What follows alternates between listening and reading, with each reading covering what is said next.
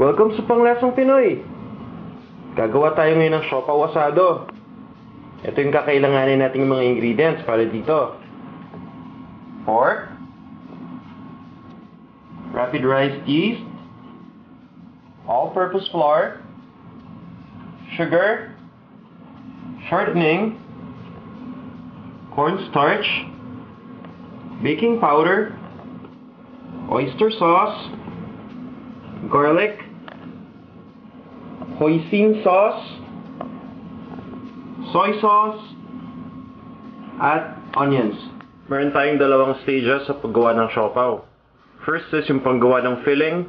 Ito yung laman o yung karne na makikita ninyo sa loob ng siopaw. At pangalawa, yung paggawa ng dough. Ang una kong ipapakita yung paggawa ng filling. Ito yung first step. Iinitin natin, yung lalagyan, and then lalagyan natin ng shortening. Kapag mainit na yung shortening, lalagyan na natin ngayon yung garlic. Pag light brown na yung garlic, lalagay kaagad natin yung onions. So ito na yung onion.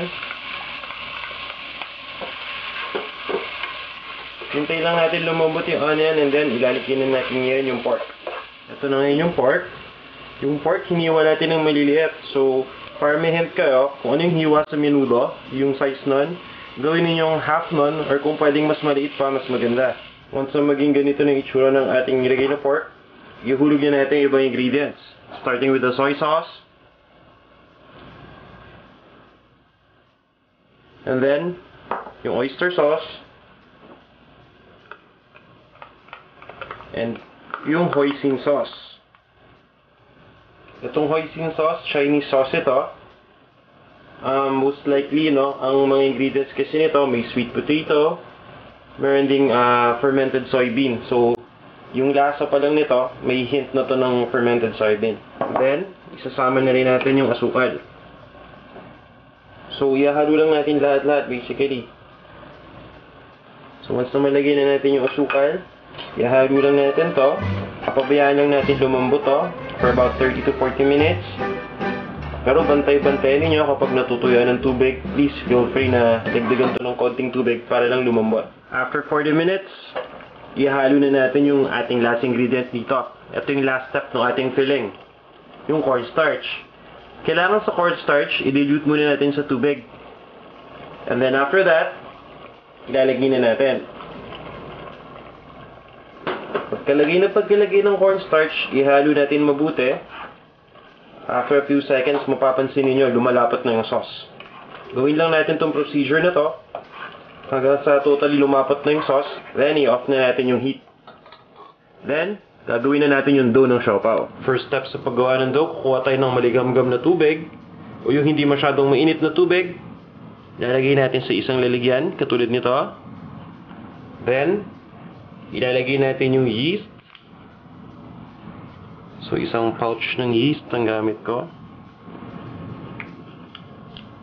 Para dun sa exact ingredients, tsaka dun sa measurement din ng bawat ingredient, pakibisita po sa panlasangpinoy.com.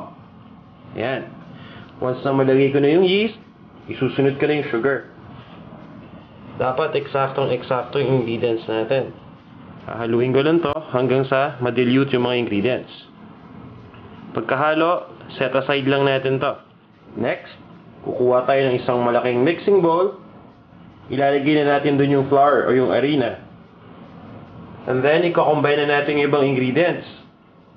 Starting with the sugar. So, ito yung asukal. Lalagay lang natin. Ang next na kailangan natin ilagay is yung baking powder. Kailangan natin ng baking powder. Then, susunod naman natin yung shortening.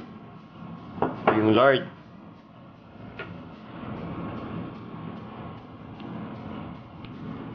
Yan.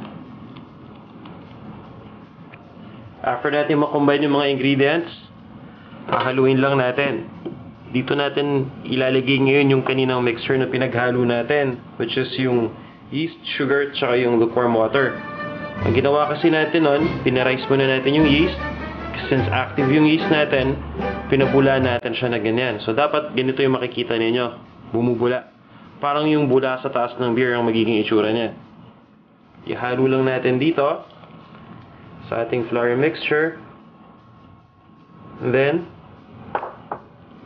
mix natin mabuti. Yan. Kapag namuna yung mixture natin, kagaya nito, pwede na tayo mag-umpisang mag-knead. So, imamasa na natin to. Kailangan napakalinis ng table natin. In this case, dito ako sa mesa maglalagay. Bubudburan ko lang ng konting flour para hindi dumikit yung mixture dito sa table. And after that, mamasa ko na to. Or ni-knead.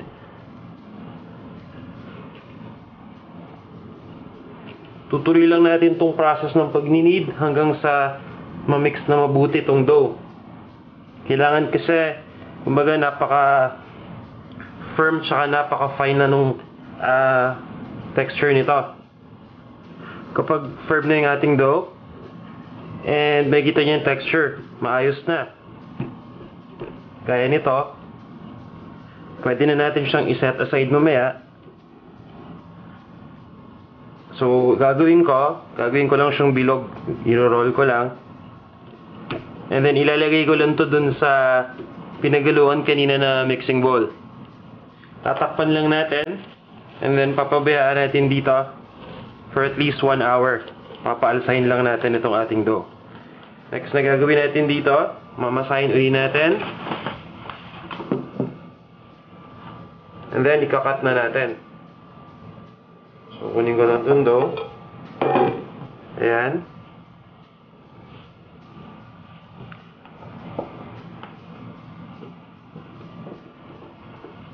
Ginagawa ko na parang gulong, nirorolyo ko lang na ganyan. And after that, tatingin ko sa gilid para mag-separate. Ayan. Hinati ko yung kaninang nahati na dough. So, ito yung half niya. Then after that, hiwalay na natin into individual pieces. Ito na yung magiging size nung bawat isang perasong siopaw. Ito na yung magiging dough niya.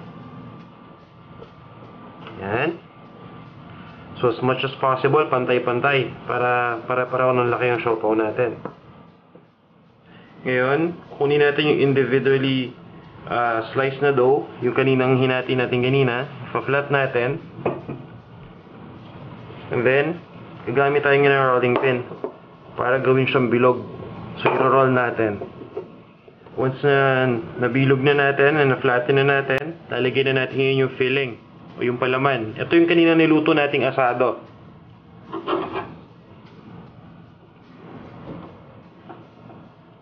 Yan. Pupunuin lang natin para naman masarap itong ating siopaw. Yan. Now, nandito na yung asado, kailangan natin dito, isara na itong siopaw.